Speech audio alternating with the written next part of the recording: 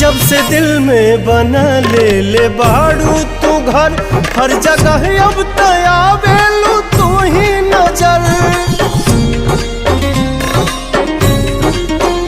नैना चित चोर ऐसन असर कर गइल, तब से आवारा दिल ही दीवाना भइल।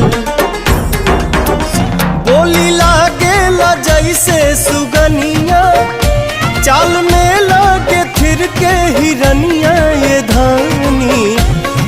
लाली लाली बिंदिया त निंदिया ले भागल न दुनिया, पागल कइले बा।